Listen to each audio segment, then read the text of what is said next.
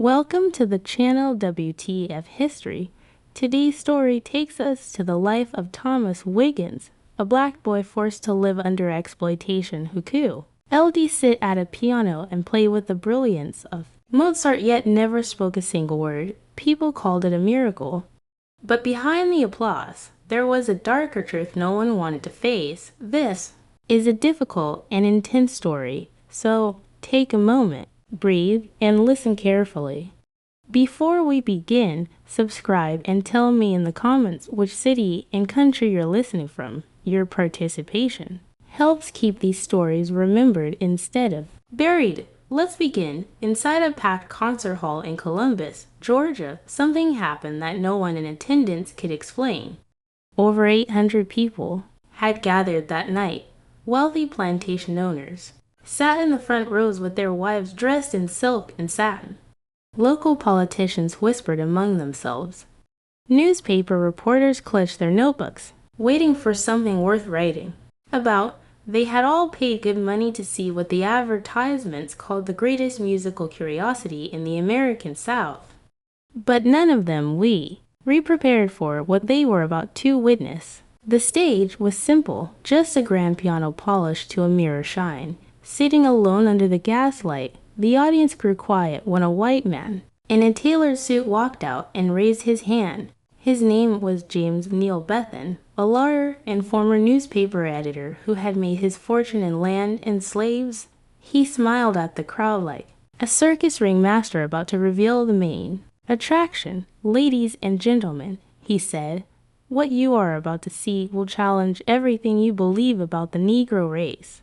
What you are about to hear will make you question the very nature of God's creation. I present to you a boy who cannot read a single word, a boy who cannot write his own name, a boy who doctors have declared mentally deficient, barely capable of feeding himself or dressing without assistance. And yet this same boy will sit at this piano and perform feats of musical genius that the greatest composers in Europe could not match. The audience murmured. Some laughed nervously, others leaned forward in their seats. Bethan paused for effect, then gestured toward the side of the stage. I give you blind, Tom. A small figure emerged from the shadows. He was 8 years old, though he looked younger. His skin was dark, almost blue-black in the gaslight. His eyes were closed, covered by thick, milky cataracts that had made him blind since birth. He walked with an odd shuffling gait, his head bobbing slightly, his hands flapping at his sides in a strange rhythmic pattern. The audience gasped. Some women covered their mouths. A few men shook their heads in pity or disgust. This was not what they expected. This was not a performer. This was a broken child, clearly Dama, GED, obviously simple-minded. Several people began to stand, ready to demand their money back, but then the boy reached the piano. He did not need anyone to guide him to the bench. He found it himself, his small fingers brushing against the wood until he located the keys. He sat down, adjusted his position, and placed his hands on the keyboard. The room fell silent, and then Thomas Wiggins began to play. The music that poured from that piano was unlike anything those 800 people had ever heard. It was Beethoven's Sonata Pathetic, one of the most difficult pieces in the classical repertoire, a composition that professional musicians spent years trying to master. The blind child played it flawlessly. His fingers flew across the keys with impossible speed and precision. Every note was perfect. Every phrase was exactly as Beethoven had intended. The dynamics rose and fell like ocean waves, soft as a whisper in one moment, thunderous as a storm the next. When he finished, there was no applause. The audience sat in stunned silence, unable to process what they had just witnessed. Bethan smiled. He had seen this reaction before. If any gentleman or lady in the audience would like to test young Tom's abilities, he announced, please come forward. Play any piece of music you wish, no matter how complex, no matter how obscure. Tom will listen once and reproduce it. Exactly. A man in the third row stood up. He was a music teacher from Moan, a classically trained pianist who had studied in Philadelphia. He walked to the stage with a skeptical expression, sat at a second piano that had been placed nearby, and began to play a complicated etude by Chopin, a piece filled with rapid scales and intricate fingerwork. Tom sat motionless, his blind eyes starry. Angie at nothing, his head tilted slightly as if. In the 17th measure, the audience erupted. Over the next hour, person after person came to the stage to test the boy. A church organist played a hymn he had composed himself, a piece no one else in the world had ever heard. Tom reproduced it perfectly. A woman played a simple melody with her right hand while playing a completely different melody with her left. Tom played both simultaneously, then added a third melody of his own invention with his feet on the piano pedals. A German immigrant played a folk song from his homeland, singing the lyrics in German as he accompanied himself. Tom played the song back and hummed the melody in perfect pitch, even mimicking the man's German accent. By the end of the night, grown men weeping, women had fainted. The music teacher from Mons sat in his chair with his head in his hands, muttering that he had wasted his entire life. And James Bethan stood at the side of the stage, counting the money in his head. That night in Columbus was not the first time Tom had performed, and it would not be the last. Over the next 5 decades, the blind boy from Georgia would become T.H., the most famous musician in America. He would play for presidents and generals. He would fill concert halls across the country and tour Europe to standing ovations.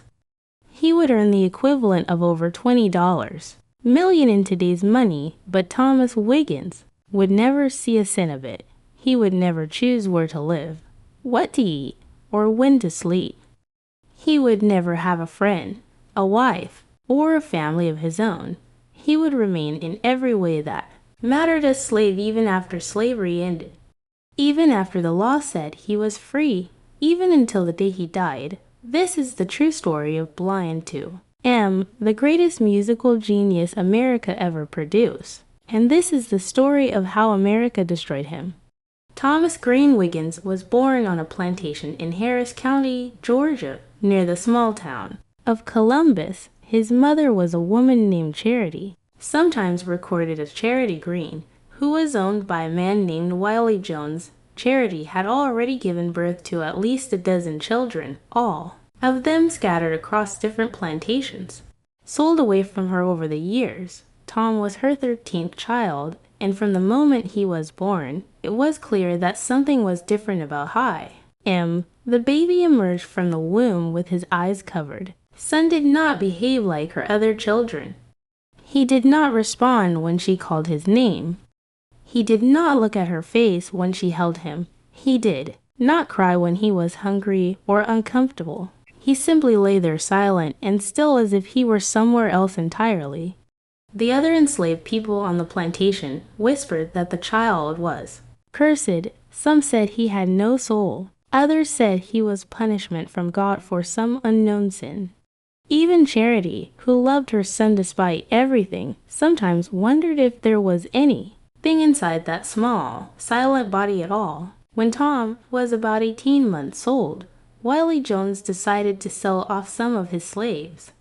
He needed money to pay debts, and the slave market in Columbus was active. Jones gathered his healthiest workers and brought them to the auction block where planters and farmers from across the region came to inspect the merchandise. Among the buyers that day was James Neal Bethan, a 46-year-old lawyer and newspaperman who had recently purchased a large plantation called Solitude in Muskogee County.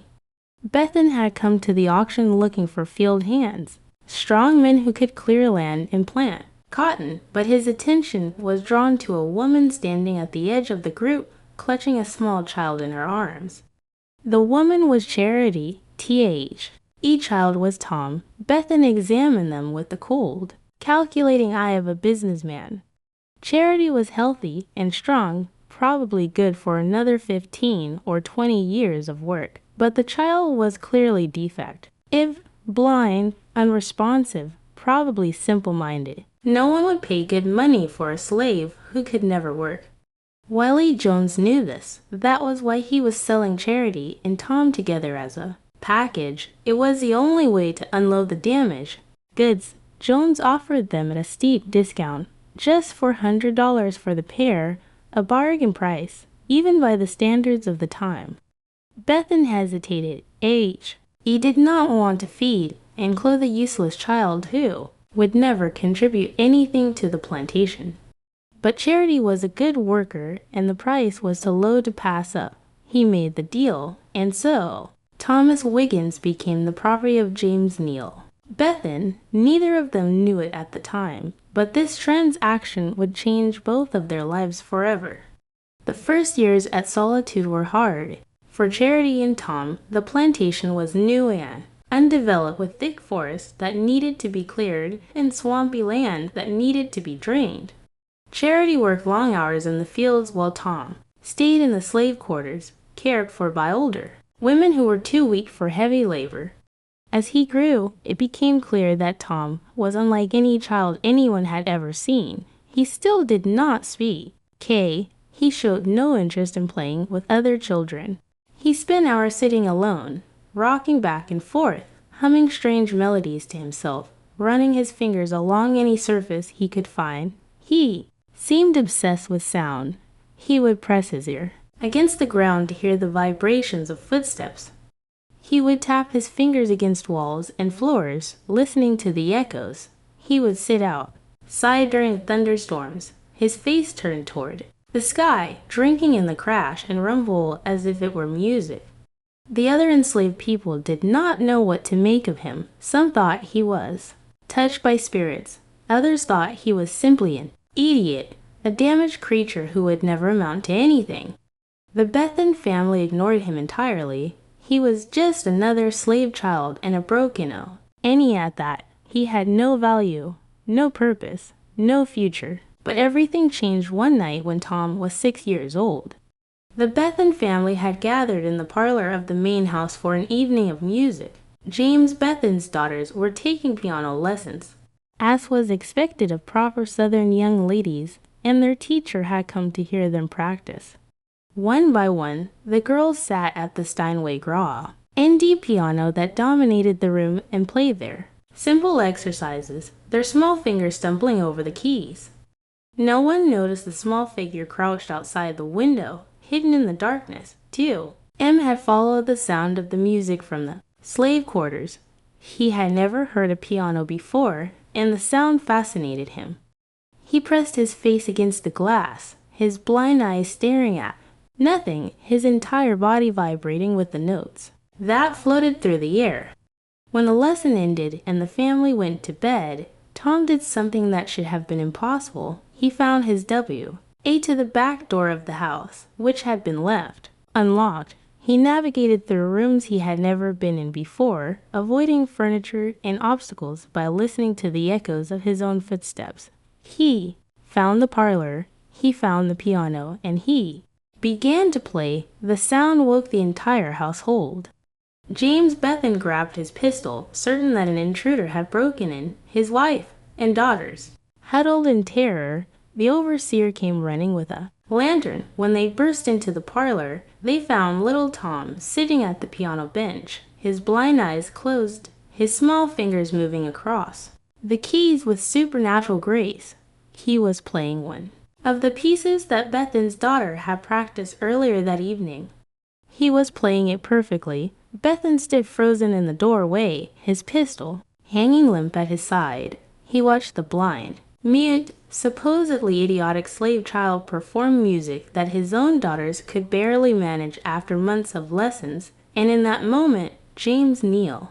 Bethan realized that he had stumbled upon something extraordinary. Over the following weeks, Bethan conducted what he called experiments on Tom. He brought in local musicians to test the boys' abilities. He had them play increasingly complex pieces, watching in amazement as Tom absorbed each one after a single hearing and reproduced it without error. He discovered that Tom could play with his hands crossed with his back to the piano, even with the cloth draped over the keyboard so he could not feel which keys he was pressing.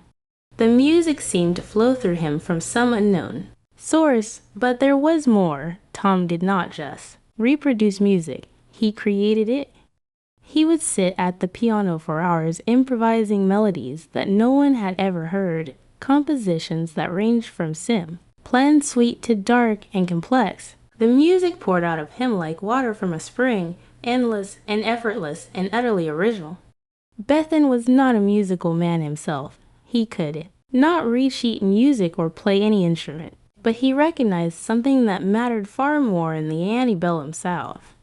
He recognized an opportunity to make money when Tom was 8 years old, to organize the first public exhibition of the boy's talents. He rented a concert hall in Columbus and plastered the town with advertisements. He promoted Tom not as an artist or a musician, but as a curiosity, a freak of nature, a marvel to be witnessed like a two-headed calf or a bearded woman at a circus. The show was a sensation. The concert hall sold out. People came from miles around to see the blind Negro boy who could play piano like a European master. Bethan charged 50 cents admission, a significant sum, and still turned people away at the door. By the end of the night, he had made more money than his plantation earned in a month. Bethan immediately began planning a tour. He pulled Tom away from his mother and the only home he had ever known. He loaded the boy into a carriage and set off across Georgia, then South Carolina, then the rest of the South, staging exhibition after exhibition in towns and cities large and small. The format was always the same. Bethan would give his speech about the idiot savant, the mental defective who could somehow channel musical genius despite his damaged brain. Then Tom would play, then the audience challenges would begin. Every night, local musicians would come forward to test the boy, certain they could stump him, certain the whole thing was a trick. Every night Tom proved them wrong. The money rolled in. Bethan invested it in more advertising, more tour, bigger venues. Soon, Blind Tom was the most talked about act in the American South. Newspapers ran breathless reviews of his performances. Scientists and doctors published papers trying to explain his abilities. Religious leaders debated whether his talent was a gift from God or a curse from the devil. And through it all, Tom remained a Slav. He slept in back rooms and basement. He ate scraps and leftovers. He had no say in where he went, what he played, or how long he performed. Bethan owned him completely, body and soul. The question of how Tom developed his extraordinary abilities has puzzled researchers for over a century and a half.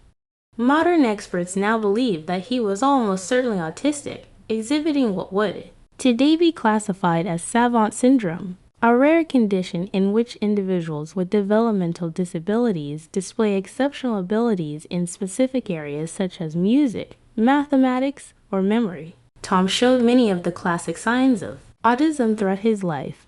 He had difficulty with social interaction and communication. He engaged in repetitive behaviors like rocking and hand flapping.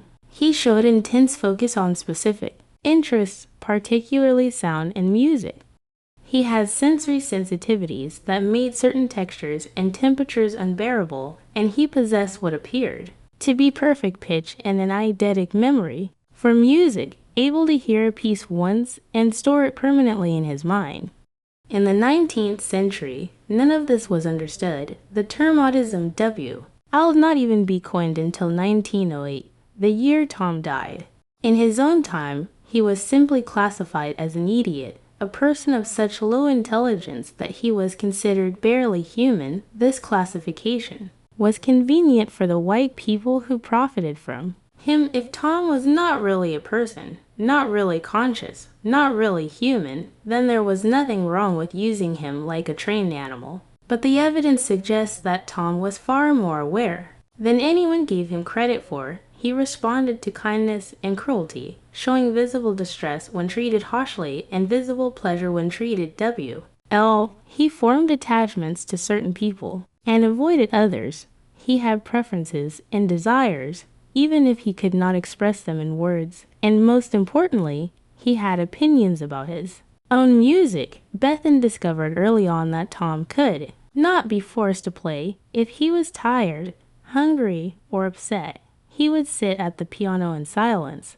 no matter how much Bethan threatened or cajoled. If he did not like a particular piece of music, he would refuse to learn it or would play it mockingly, exaggerating its flaws.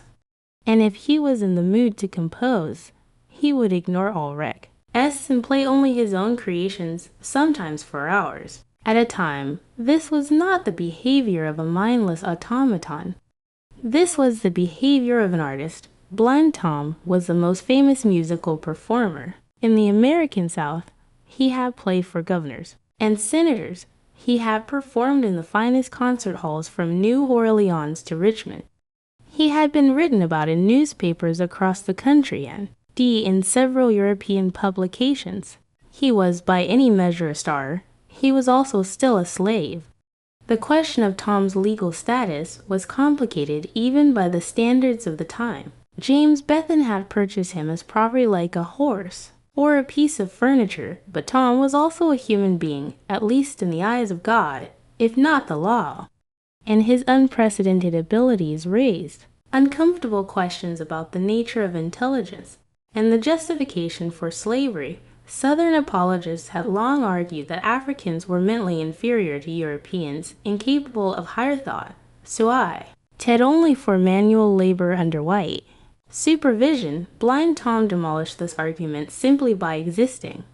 Here was a Negro, a slave, a person classified as property who could outperform any white musician in the South. Here was proof that black minds were not inferior, that African blood did not preclude genius, that the entire intellectual foundation of slavery was a lie. Bethan was aware of this contradiction, and he worked hard to explain it away. In his advertisements and speeches, he emphasized Tom's supposed mental deficiency, his inability to care for himself, his animal-like nature. Tom was not really intelligent. Bethan insisted he was merely a vessel, a freak of nature, a biological anomaly. His musical ability was not evidence of a sophisticated mind, but rather a kind of parlor trick, like a dog that could count or a horse that could tap its hoof in response to questions. Tom was remarkable, yes, but he was not human in the way that white people were human. This explanation satisfied most white audiences. It allowed them to enjoy Tom's performances without questioning their own beliefs about race. They could applaud his music while still believing in their own superiority. They could marvel at his abilities while still supporting the system that kept him in chains. But not everyone was convinced. Abolitionists, and the North seized on Blind Tom as evidence of slavery's injustice. How could anyone claim that Negroes were mentally inferior when a blind slave child could outperform the best white musicians in the country? How could anyone justify owning a human being who possessed such obvious genius? The debate over Tom intensified as the presidential election approached and the country lurched towards civil war. For Bethan, the timing was dangerous. If the Union won and slavery ended, he would lose his most valuable asset. Tom was worth more than the entire plantation, more than all of Bethan's other slaves combined. Losing him would be financial ruin, so Bethan took steps to protect his investment. He drew up a legal contract with Tom's parents, Charity, and her husband, Mingo, who was enslaved on a nearby plantation. The contract stated that the Wiggins family agreed to let Bethan keep Tom and manage his career in exchange for a small annual payment and the promise that Tom would be well cared for. The contract was a sham. Of course, Charity and Mingo could not legally enter into contracts because they were slaves. They could not negotiate terms because they had no leverage. They could not refuse because refusal meant punishment or sale.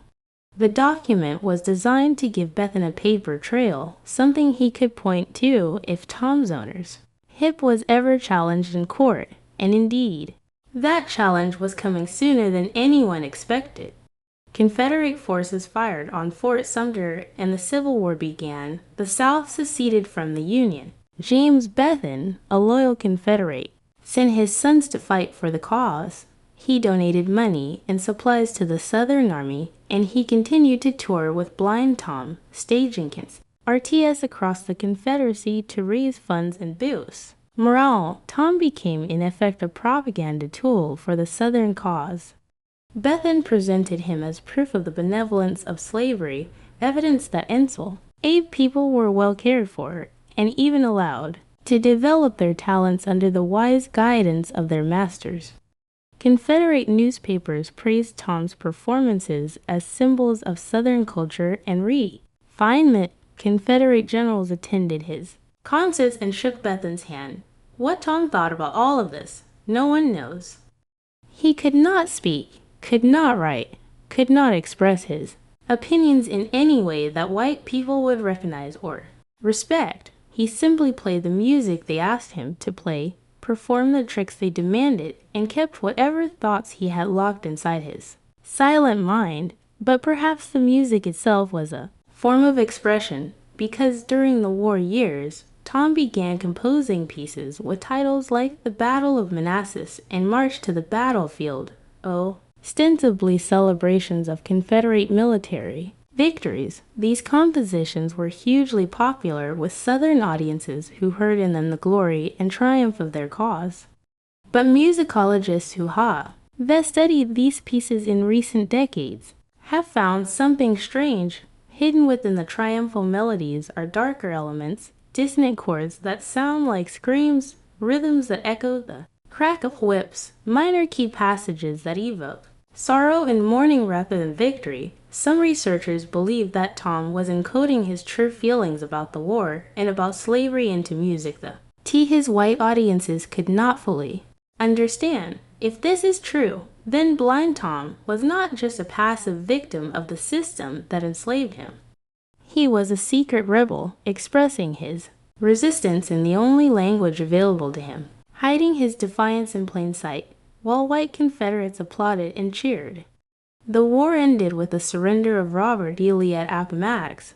A month later, the 13th Amendment to the Constitution was ratified, abolishing slavery throughout the United States. 4 million enslaved people were suddenly free, including Tom's mother, Charity, his father, Mingo, and every other black person in the South. Tom should have been free, too. He was 16 years old now, a young man who had spent his entire life performing for white audiences and earning money for white owners. He had generated hundreds of thousands of dollars in revenue, more than most free people earned in a lifetime. He deserved his freedom and the chance to control his own life and career. But James Bethan had other plans. Within months of the war's end, Bethan went to court and filed for legal guardianship of Tom. He argued that Owen was mentally incompetent, unable to care for himself, in need of a responsible white person to manage his affairs. He produced doctors who testified that Tom was an idiot, a creature with the mind of a young child, incapable of making decisions or handling money. He pointed to Tom's strange behaviors, his inability to speak, his apparent confusion about the world around him. The court agreed. In the same year that slavery ended, Thomas Wiggins was declared a legal ward of James Neal Bethan. Tom was free in name only.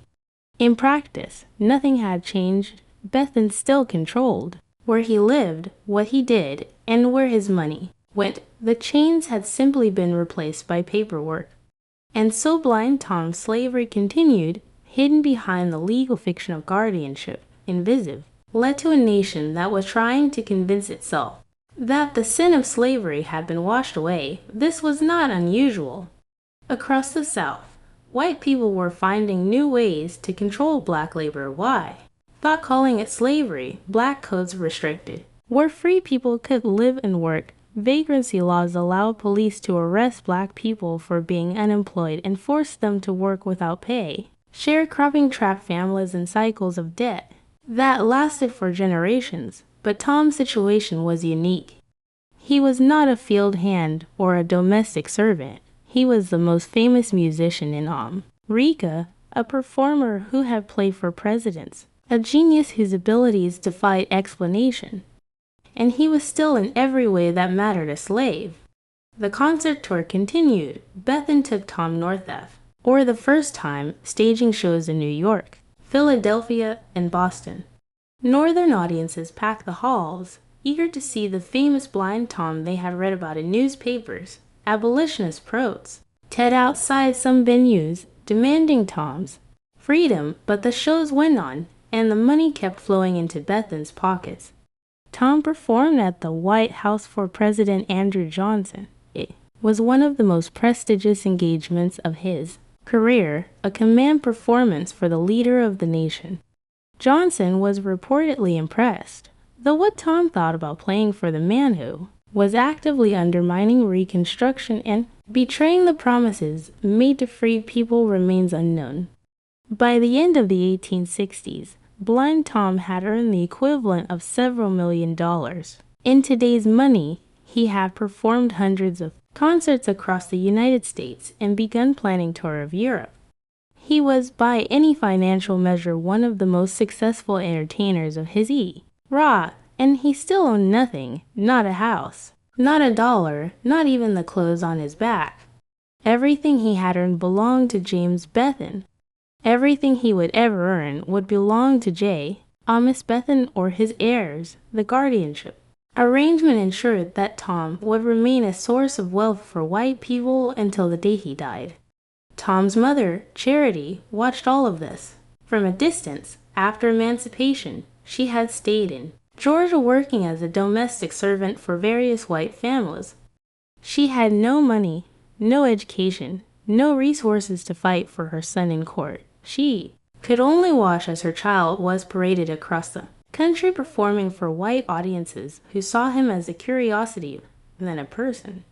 Charity attempted to challenge Bethan's guardianship. She hired a lawyer, scraping together what little money she had, and filed suit demanding custody of her son. The case dragged on for years, mired in legal technicalities and deliberate delays. Bethan hired expensive attorneys who argued that Charity was unfit to care for Tom, that she lacked the resources and expertise to manage his career, that removing him from Bethan's care would destroy his livelihood. The court sided with Bethan. Charity lost her case, and her son, she died a few years later, never having held Tom in her arms again, never having spoken to him without why. Tape people listening, never having seen him as anything other than a performer on a stage, and Tom played on night after night, year after year, a prisoner in the only world he had ever known. In the spring, a reporter from the New York Times traveled to the small town of Warrenton, Virginia, to interview the most famous musician in America. The reporter had heard the stories. Of course, everyone had heard the stories. The blind Negro boy who could play any piece of music after hearing it once. The idiot savant who had performed for presidents and kings. The human curiosity who had earned millions of dollars without ever understanding what money was. But the reporter was not prepared for what he found. Thomas Wiggins was 32 years old now, no longer a boy, but a man. He sat in a small, dark room in the back of a boarding house, rocking slowly in a wooden chair. His eyes were still clouded with the cataracts that had blinded him since birth. His hair was starting to gray at the temples. His clothes were simple and worn, nothing like the fine suits he wore on stage. When the reporter entered, Tom did not acknowledge him. He continued rocking, humming a melody under his breath, his fingers tapping against his thighs, as if playing an invisible piano. The reporter introduced himself and explained that he wanted to write a story about Tom's remarkable life. Tom said nothing. He simply kept rocking, kept humming, kept tapping. The reporter tried again, asking about Tom's childhood, his music, his travels across America and Europe.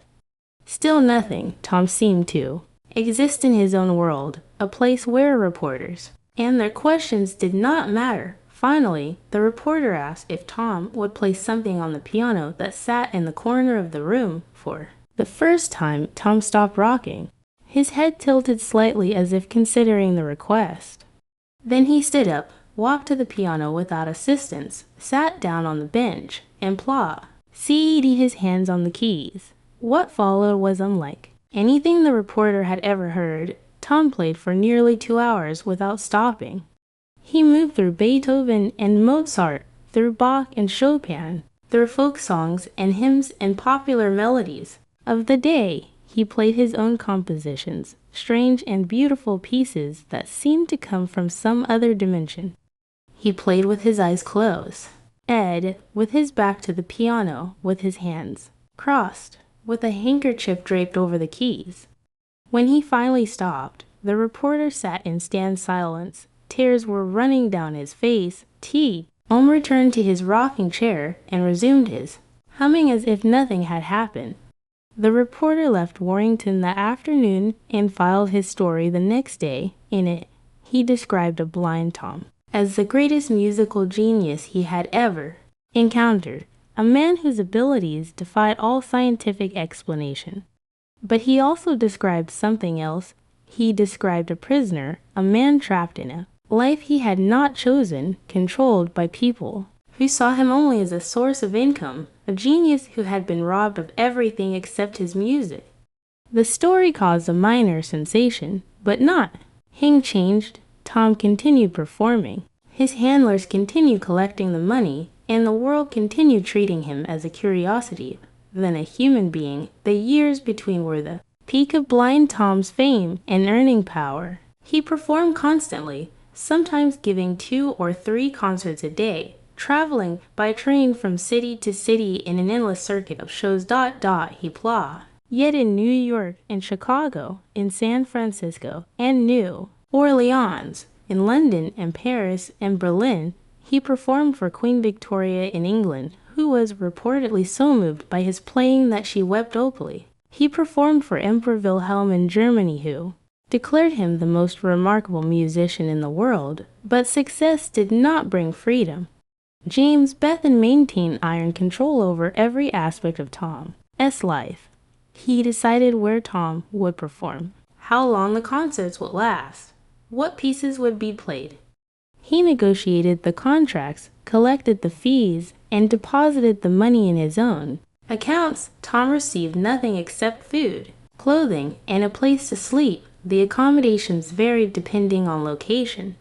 In some cities, Tom stayed in fine hotels, though always in back rooms or servants' quarters. In other places, he slept in boarding houses or even in the homes of local black families who were paid a small sum to house him. He rarely stayed anywhere for him more than a few nights. The schedule was relentless, designed to extract maximum profit from every tour. Tom's health suffered under this brutal regime. He was frequently exhausted, sometimes performing well, visibly ill. He had episodes of confusion and agitation, behaviors that would today be recognized as signs of autistic burnout or sensory overload. When these episodes occurred, Bethan would sell shows until Tom recovered, not out of concern for Tom's well-being, but because a sick performer could not generate revenue.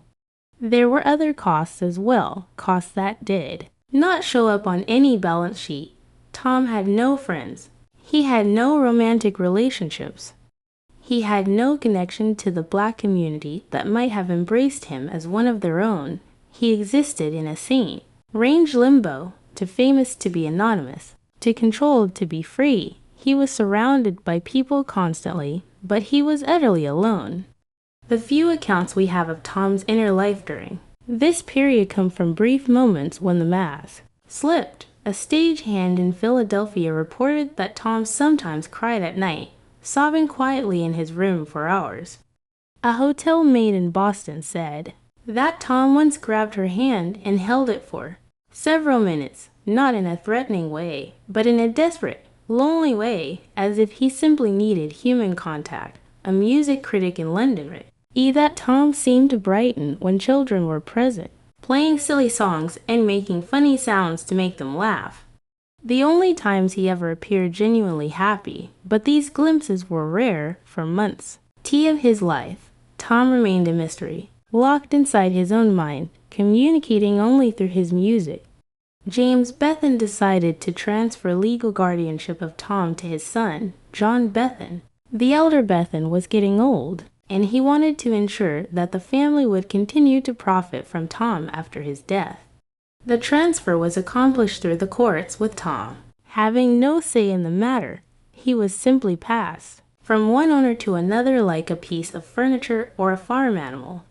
John Bethan was a different kind of master than his father, where James had been cold and calculating. John was volatile and cruel. He drank heavily and had a violent temper. He saw Tom not as a valuable asset to be protected, but as a personal possession to be used however he wished. Under John's management, Tom's life became even harder. The touring schedule intensified, the accommodations grew worse. John frequently berated Tom in front of others, mocking his disabilities, calling him names, threatening him with punishment if he did not perform to expectations. There are reports that John sometimes struck Tom, though the details are unclear. What is certain is that Tom's behavior changed. During this period, he became more withdrawn, more prone to episodes of distress, more resistant to performing. But Tom had no way to escape. He could not navigate the world without assistance. He had no money, no connections, no understanding of how to survive on his own. He was as trapped as any slave had ever been, even though slavery had officially ended a decade earlier. The year brought a new complication to Tom's already difficult life. John Bethan's wife, Eliza, filed for divorce, citing her husband's drinking, violence, and infidelity. The divorce proceedings were bitter and public, with both sides airing their grievances in court and in the newspapers.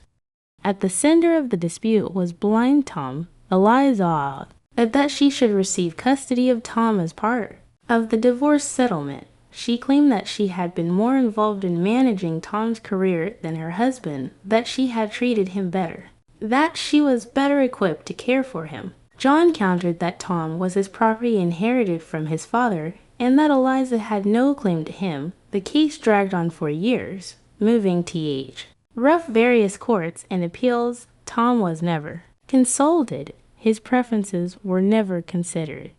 He was simply a prize to be won, a source of income to be fought over. The courts finally ruled in Eliza's favor. She was awarded custody of Tom, along with a portion of his future earnings.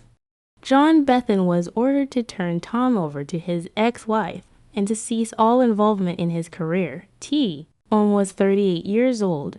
He had been performing professionally for over 30 years. He had earned millions of dollars, and he had just been transferred from one white owner to another, his fate determined, -1 by lawyers and judges who had never asked him what he wanted. Eliza Bethan proved to be a somewhat better guardian than her ex-husband, if only because she was less cruel. She reduced Tom's touring schedule slightly and improved his living conditions. She allowed him more rest between performances and made sure he had adequate food and clothing. But she was still motivated primarily by profit, and she still saw Tom as a commodity rather than a person. Under Eliza's management, Tom continued performing throughout the late 1880s and into the 1890s. He was older now, and his had faded somewhat. The novelty that had once packed concert halls was wearing off. Younger performers were capturing the public's attention. The newspapers that had once breathlessly reported on Tom's every appearance now barely mention him. But Tom could still draw a crowd, especially in smaller towns and cities where he had never performed before. Eliza focused on these secondary markets, booking Tom into smaller venues for lower fees. The tour were less glamorous than they had been in the 1870s, but they were still profitable. During this period, Tom began to show signs of decline. His memory, once seemingly infinite, started to falter. He would sometimes forget pieces he had played hundreds of times. He would lose his place in the middle of a performance and have to start over. His improvisations became less fluid, less inspired. The genius was still there, but it was flickering. Tom also became more difficult to manage. He would sometimes refuse to perform, sitting at the piano in silence. No matter how much Eliza pleaded or threatened, he would play pieces that were not on the program, ignoring requests from the audience. He would still pee in the middle of a concert and walk off stage. Without explanation, these incidents were unpredictable and increasingly frequent. Some historians have interpreted this behavior as a form of resistance. Tom's only way of asserting control over his own life. He could not speak, could not escape, could not fight back physically, but he could refuse. He could sit in silence. He could deny age. His captors the one thing they wanted from him. In a life defined by powerlessness, this small rebellion may have been Tom's only source of agency.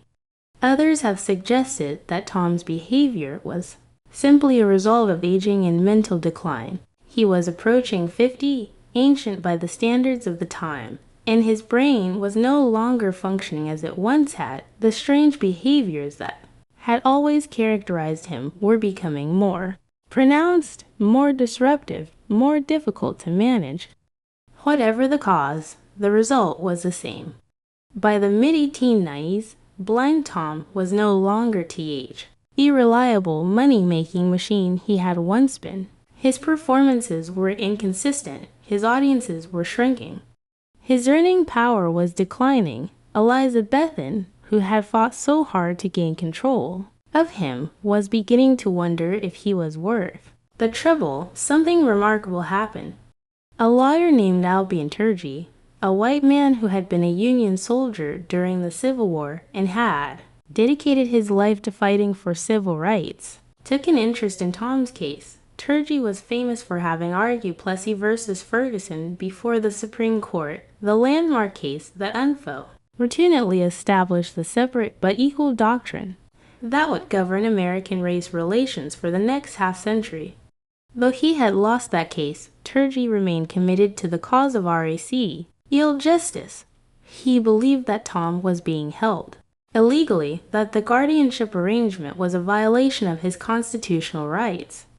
He filed suit on Tom's behalf, arguing that a competent auto -1 could not be held as a ward without his consent, that the guardianship laws were being abused to perpetuate a form of slavery, and that Tom deserved the right to control his own life and earnings. The case attracted significant attention. Newspapers across the country covered the proceedings.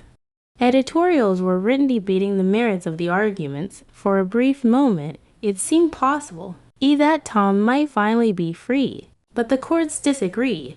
Judge after judge ruled that Tom was indeed mentally incompetent, that he required a guardian to manage his affairs, that the arrangement with Eliza Bethan was legal and appropriate. The evidence of Tom's disabilities was overwhelming. They said he could not speak, he could not care for himself, he could not understand money or contracts or the complexities of the world. Without a guardian, he would be helpless. Turgey appealed, but the higher courts affirmed the lower court rulings. The case was closed. Tom remained Eliza Bethan's property in all but name. Turgey died, still fighting for causes he believed in. Tom outlived him by 3 years. The final decade of Tom's life was marked by obscurity and decline. Eliza Bethan had largely given up on touring. The costs of travel and accommodation were no longer justified by the dwindling audiences. Tom was kept in a small house in Hoboken, New Jersey, cared for by hired servants, trotted out occasionally for private performances. When Eliza needed money, few visitors came to see him. The newspapers had long since moved on to other stories. The musical world had evolved, embracing new styles and new stars. Blind Tom, once the most famous performer in America, was largely forgotten.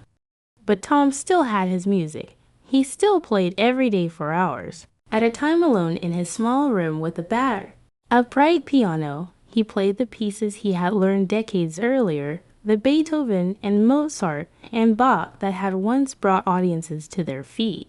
He played his own compositions, the strange and beautiful melodies that had emerged from his unique mind. He played for no one except himself. What did Tom think during those long, lonely hours at the piano? What memories did he carry? What emotions did he feel? We will never know. He could not tell us. He could only play.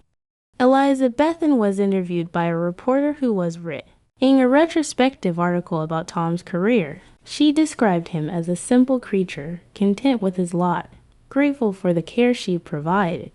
She said he was like a child, innocent and happy, unaware of the world's complexities. But others who saw Tom during this period painted a different picture. A servant who worked in the Hoboken house said that Tom often seemed sad, eating for hours in silence, refusing to eat or engage with anyone. A neighbor reported hearing Tom play the same mournful melody over and over late at night, the sound drifting through the walls like a ghost. A doctor who examined Tom noted that he showed signs of depression and withdrawal common in individuals who had experienced prolonged isolation and lack of stimulation. The truth is probably somewhere in between. Tom was neither the contented innocent that Eliza described, nor the tragic figure that others portrayed. He was a complex human being with thoughts and feelings and experience, and says that we can only guess at.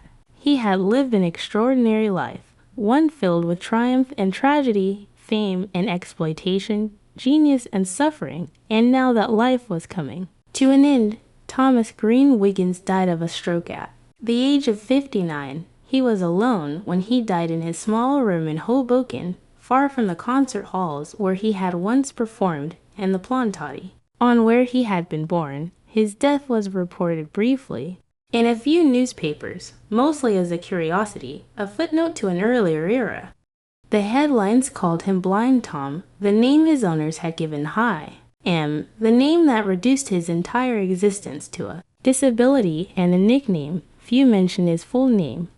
Few acknowledged his humanity, few mourned his passing.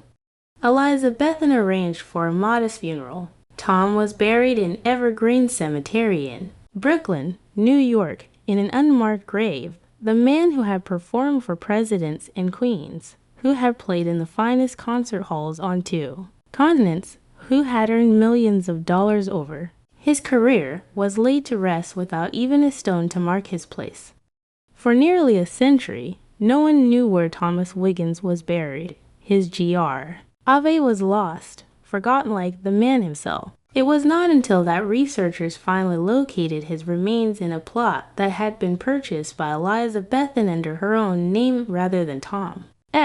In a proper marker was finally placed on Tom's grave. It reads Thomas Wiggins Bethune, Blind Tom, 1849-1908, renowned pianist and composer.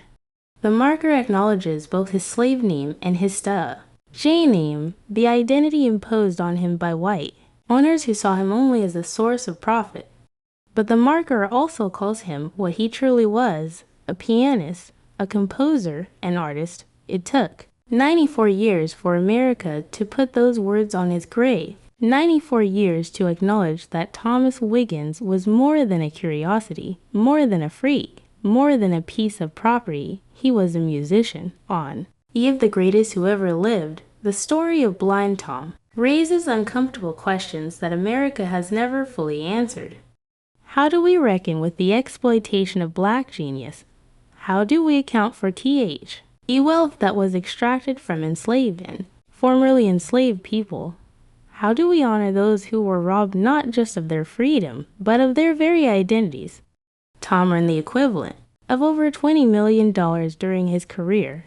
Every penny of that money went to white people. First to James Bethan, then to John Bethan, then to Eliza Bethan, the family that had purchased Tom as a defective piece of property became wealthy beyond imagination because of his talent. And what did Tom receive in return? A room to sleep in, food to eat, clothes to wear, the bare necessities of survival, provided not out of kindness, but out of the need to keep the money-making machine functioning. This was the reality of Blind Tom's life. He was not a person, but a product. Not an artist, but an attraction. Not a human being, a human tool used to generate profit for others. Some defenders of the Bethans have argued that they deserve compensation for managing Tom's career, that without their efforts he would have remained an unknown slave on a Georgia plantation, that they provided him with opportunities he could never have had on his own. There is a kernel of truth in this argument. Tom could not have managed a concert tour by himself. He could not have negotiated contracts or handled finances. He needed help to navigate a world he could not see, but this argument ignores the fundamental injustice at the heart of the arrangement. Tom did not choose to have managers. He did not consent to the terms of his employment. He did not agree to give away all of his earnings in exchange for food and shelter. These decisions were made for him without his input by people who had a financial interest in keeping him dependent and controlled. A truly just arrangement would have looked very different. Tom could have been paid fairly for his work with a portion of his earnings set aside for his care and the rest saved for his future. He could have been provided with education and support to help him develop whatever independence was possible given his disabilities. He could have been treated as a human being with rights rather than as property to be exploited, but that would have required white America to see Tom as a person, and white America was not ready to do that. Not when he first began performing, not when slavery officially ended, not when he died. The myth of black inferiority was too powerful, too convenient, too deeply embedded in the fabric of American society. So Tom lived and died as a slave in everything but name, and his story was mostly forgotten. A footnote in the history of American music, an uncomfortable reminder of truths that most Americans prefer not to face. But here is the remarkable thing about Thomas Wiggins. Despite everything that was done to him, despite the exploitation and the cruelty and the dehumanization, he left something behind that his oppressors could never take away. He left his music. Tom composed over 100 original pieces during his lifetime. Many of these compositions have been lost, never written down or preserved. But some survive, and they reveal a melody of extraordinary depth and complexity. His most famous composition is the Battle of Manassas, a musical depiction of the Confederate victory in the first major battle of the Civil War. On the surface, it seems like a celebration of Southern triumph, exactly the kind of propaganda that James Bethan wanted Tom to produce. But listen closely, and you hear something else. You hear chaos and confusion. You hear suffering and death. You hear the true horror of war rendered in notes and chords that white audiences applauded without understanding. Another composition, The Rainstorm, captures the sound of a violent thunderstorm with uncanny accuracy. The piece begins quietly with soft raindrops falling on a roof. Then the wind picks up. The rain intensifies. The thunder crashes. The music builds to a terrifying climax before gradually subsiding into peaceful calm. It is a work of programmatic genius, painting pictures with sound in a way that few composers have ever matched. But perhaps the most revealing of Tom's compositions are the ones without names. The improvised melodies that he played for himself late at night alone in whatever room he happened to be sleeping in. These pieces were never performed publicly, never written down, never intended for any audience. They were Tom's private language, his way of expressing thoughts and feelings that he could not put into words. Witnesses who heard these private performances described them in almost mystical terms. They spoke of music that seemed to come from another world, melodies that were unbearably sad or strangely joyful or simply beyond human comprehension. They spoke of feeling as if they were eavesdropping on something sacred, something that was not meant for their ears. What was saying in these private moments? Was he mourning the mother he lost? Was he raging against the captivity he endured? Was he dreaming of a freedom he would never experience? was. He's simply expressing the pure joy of creating the one. Pleasure that could not be taken from him. We will never know for certain, but we know that he played every day for 50 years. He played through slavery and war, through poverty and exploitation, through loneliness and despair. He played. The music was his refuge, his rebellion, his revenge. It was the one part of his life that belonged entirely to him, and in the end, that music is what survived. The Bethans are forgotten, their names remembered only because of their connection to Tom. Their money is long since spent, their power is long since dissolved, but Tom's compositions are still performed today, studied by musicologists, marveled at by pianists, appreciated by audiences who never knew his name. In this sense, Tom won. Not the victory he deserved, not the freedom and respect and compensation he should have received, but a victory nonetheless. His genius outlasted his oppressors.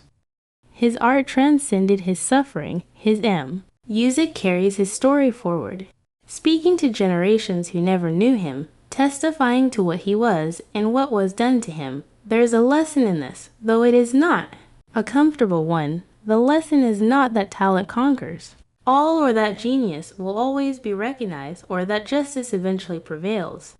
Tom's life proves the opposite. Talent can be exploited, genius can be imprisoned, justice can be delayed forever. The lesson is simpler and more profound. It is that human beings are more than what is done to them. They are more than the categories imposed on them. They are more than the names they are called or the roles they are forced to play. Tom was called an idiot, but he was a genius. He was called property, but he was a person. He was called blind. Tom, as if blindness and a nickname could define him. But he was Thomas Green Wiggins, a man with a mother who loved him, and a mind that created beauty, and a soul that endured. The people who exploited him wanted to reduce him to a commodity, a curiosity, a thing. They wanted to extract value from him without acknowledging his humanity. They wanted to profit from his gifts while denying the he had any inner life worth respecting. They failed, not in the material sense. They took his money, controlled his body, owned his labor. In that sense, they won completely, but they failed to erase him. They failed to silence him. They failed to make him nothing, because Tom spoke not in words, but in music. Every time he sat at the piano, he spoke. Every composition was a statement. Every performance was a testament. Every note was proof that inside the body they called defective. Inside the mind they called inferior. Inside the person they treated as property. The was something real and valuable and irreducibly human. This is what we should remember about Blind Tom, not just the injustice of his life, though that must never be forgotten, not just the cruelty he endured, though that must be acknowledged and condemned, but also the triumph of a man who, in the face of everything designed to destroy him, continued to create, continued to express, continued to be. Tom never got his revenge in any conventional sense. He never confronted his oppressors or escaped their control or received compensation for what was stolen from him. He died as he had lived, at the mercy of white people who did not see him as fully human. But there is another kind of revenge. The revenge of endurance, the revenge of survival, the revenge of leaving something behind that your enemies cannot destroy. James Bethan is dust. John Bethan is dust. Eliza Bethan is dust. Their grand plans, their legal maneuverings, their careful exploitation, all of it is dust. But somewhere, right now, someone is playing one of Tom's compositions. Somewhere right now, someone is hearing his music for the first time and feeling something stir inside them. Somewhere right now, his genius is touching another human being across a gap of more than a century. That is Tom's revenge, not violent, not dramatic, not satisfying, in the way that Hollywood endings are satisfying, but real and lasting and true. The boy who never spoke a word said everything that mattered. He said it in music, and we are still listening. In recent years, there has been a growing movement to recognize Tom's contributions to American music and to reckon with the injustice of his life.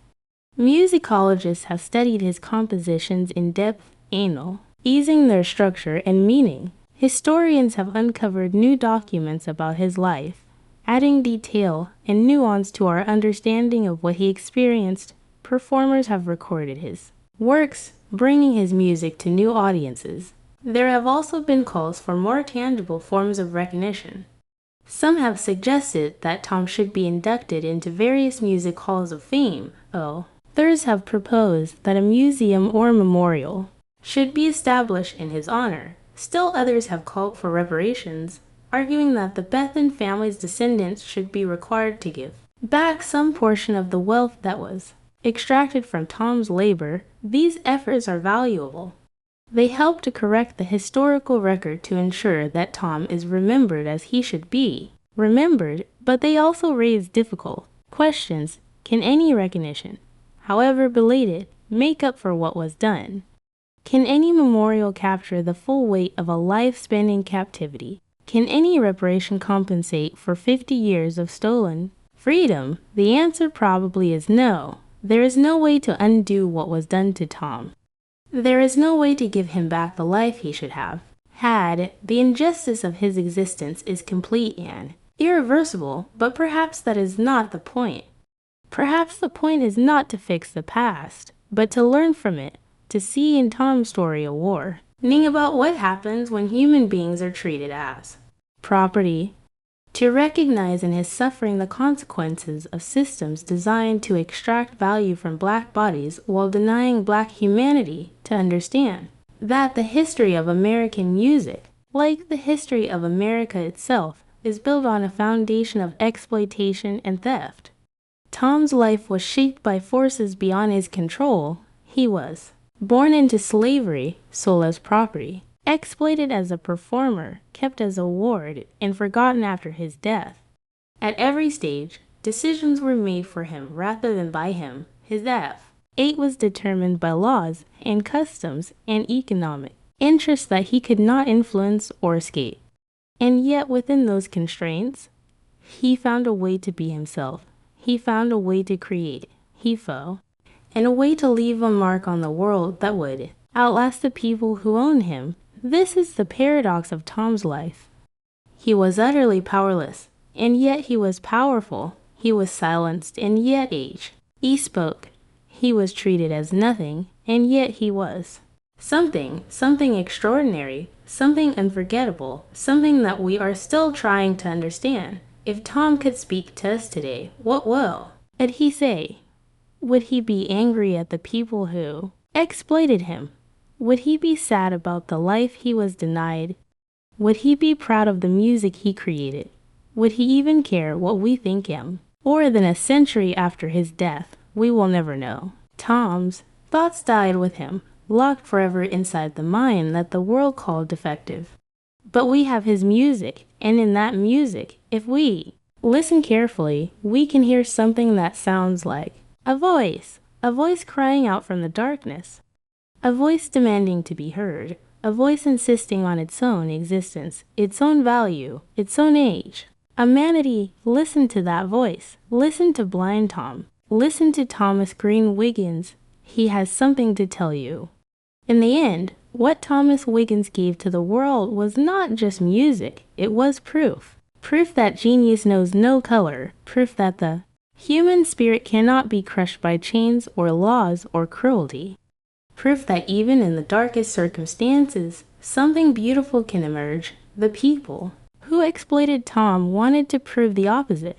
They wanted to use him as evidence that black people were inferior, that slavery was justified, that the social order of the antebellum South was natural and right. They paraded him on stages across America and Europe, presenting him as a freak, an anomaly, a demonstration of how far a defective Negro could go with proper white management. But their argument collapsed under the weight of its own contradictions. If black people were truly inferior, how could a blind, allegedly idiotic slave child outperform the best white musicians in the world? If Negroes were only suited for manual labor, What explained the creative genius that poured from Tom's fingers every time he touched a piano?